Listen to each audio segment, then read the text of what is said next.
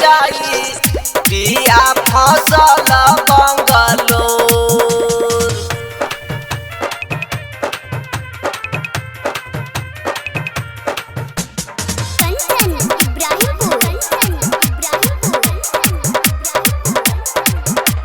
बोलो बोलो बाबा महेंद्रनाथ की।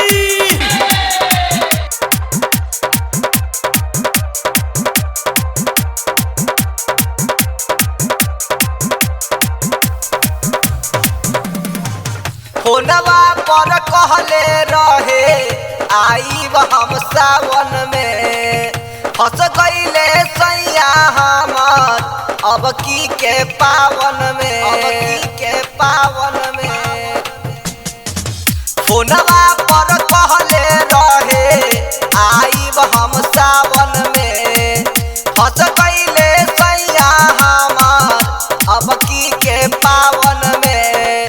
हम नाही कावर उठाइब बानिला रकोर मायरे कैसे जाई पिया फसल बंगलोर। मायरे कैसे जाई पिया फसल बंगलोर।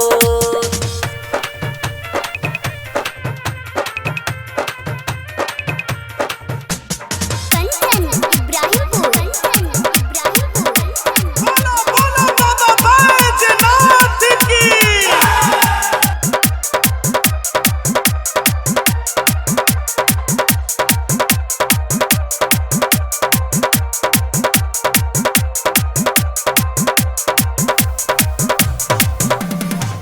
देवरा के साथ नहीं भारवा जाल हो, बबुआ के लेके कैसे चल पाए दाल हो, चल पाए दाल हो।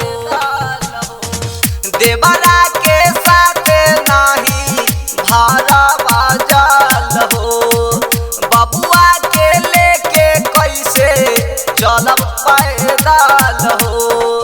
कांधे पर कावर नाही लोटवा में जल मायरे कैसे जाई पिया फसल बंगलोर। मायरे कैसे जाई पिया फसल बंगलोर।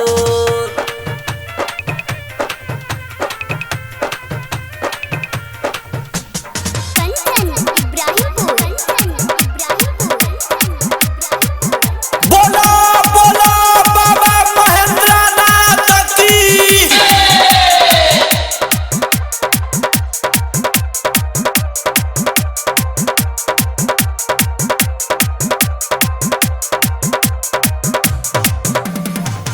बतिया तो सोची सोची जागिले रात में, राइटर हीरा लाल हरदम रहे गुजरात में, रहे गुजरात में। बतिया तो